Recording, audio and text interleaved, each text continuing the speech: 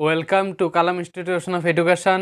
Kalam institution of education YouTube চ্যানেলটি এখনও যারা সাবস্ক্রাইব করোনি তোমরা সকলে সাবস্ক্রাইব করে নাও এবং বেল আইকনটি ক্লিক করে নাও, যাতে করে ক্লাস আপলোড দেওয়ার সঙ্গে সঙ্গে তোমরা নোটিফিকেশন পেয়ে যাও এবং ক্লাসটি করতে পারো। এবং ক্লাসটিকে তোমাদের বন্ধুবান্ধব ক্লাসমেট সবার সাথে শেয়ার করে দাও, যাতে করে তারাও ক্লাসটি পেয়ে যায় এবং ক্লাসটি করতে পারে। তাহলে আজকে আমরা করছি ষষ্ঠ শ্রেণীর অনুশীলনী 3.4।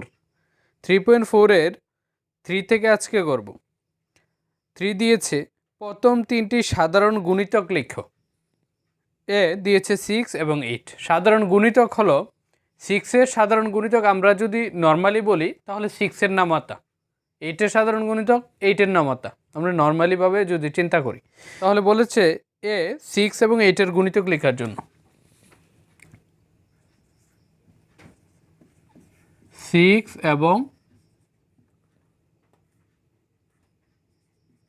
8 এর গুণিতক।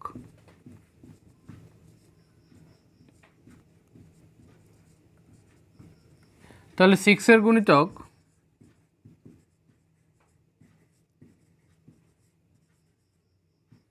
6 এর গুণিতক কয়টি করে লেখার জন্য বলেছে? 3টি। তাহলে 3টি লিখি। 6 6 1 6 6 2 12 6 3 18। এই হলো 6 এর প্রথম 3টি গুণিতক। আর 8 এর প্রথম 3টি গুণিতক কি কি? 8 এর গুণিতক কি কি হবে? 8 1 8 8 2 16 8 3 24। এ হলো 3টি গুণিতক 6 এবং 8-এর। বুঝতে পেরেছ? এবার তোমরা বি নাম্বারও করে নেবে, ঠিক আছে? একদম ইজি। 6-এর নামাতা 6 12 18 8 1 8 8 2 16 8 3 24। বুঝতে পেরেছ? তারপরে 4 দিয়েছে 100 থেকে ছোটো 3 এবং 4-এর সকল গুণিতকগুলি লিখো। 100 থেকে ছোটো 3-এর নামাতা ততক্ষণ পড়বে যতক্ষণ পর্যন্ত 100 না আসে। নর্মালি আমরা কতবার পড়তে পারবো? 33 টাইম।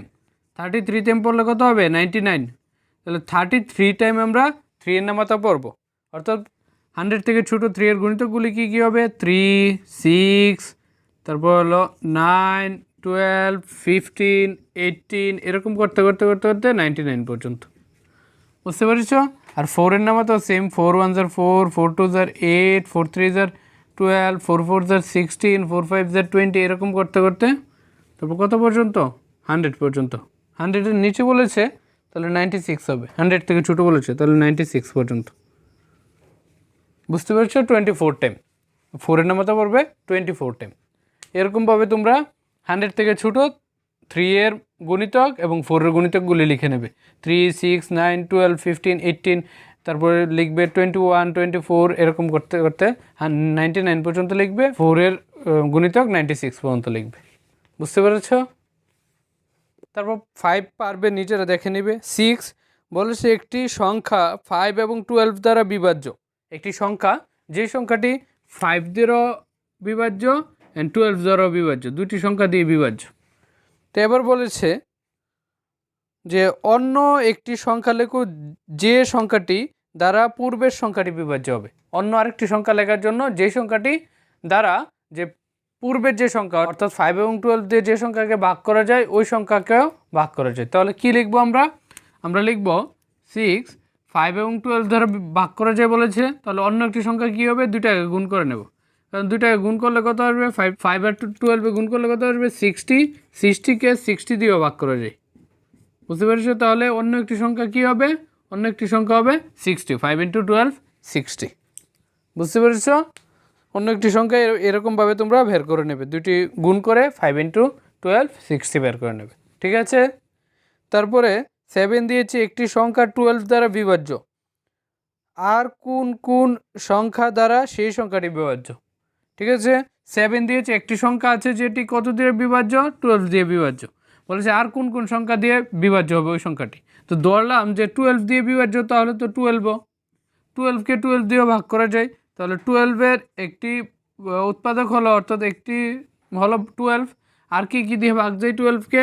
যদি আমরা ভাঙাই 2 দিয়ে করলে 6, 2 দিয়ে ভাগ করলে 3, আর 3কে 3 দিয়ে ভাগ করলে 1। তাহলে কি কি আসলো? আর কি কি থাকবে? আর থাকবে 1 2 3, 2 2 4 3 2 जार 6। আর কোন কোন সংখ্যা দিয়ে বিভাজ্য তাহলে 1 2 3 4 6 দিয়ে বিভাজ্য। 12কে 12 দিয়ে ভাগ করা যায়, তাহলে 12কে আমরা ধরে নিলাম যে 12 হলো সংখ্যাটি, তাহলে এর বিভাজ্য অন্য সংখ্যাগুলি কি কি আর 1 2 3 4 6। বুঝতে পেরেছি কী ব্যবহার করলাম আমরা? এভাবে ব্যবহার করলাম। ঠিক আছে, আমরা বলেছি 12 দিয়ে বিভাজ্য একটি সংখ্যা, তো 12কে 12 দিয়ে ভাগ করে যায়, ধরে নিলাম যে 12 ওই সংখ্যাটি হলো 12ই। ঠিক আছে, তাহলে 12-এর উৎপাদকগুলি বের করে নিলাম। বুঝতে পেরেছ? এই হলো 3.4-এর অঙ্কগুলি। ঠিক আছে, আশা করি তোমরা বুঝতে পেরেছ। যদি বুঝতে কোনো অসুবিধা হয় তাহলে কমেন্ট করে অথবা ডিসক্রিপশনে দেওয়া হোয়াটসঅ্যাপ নম্বরে হোয়াটসঅ্যাপ করে জানাবে। ওকে, আজকে এতটুকুই। Thank you.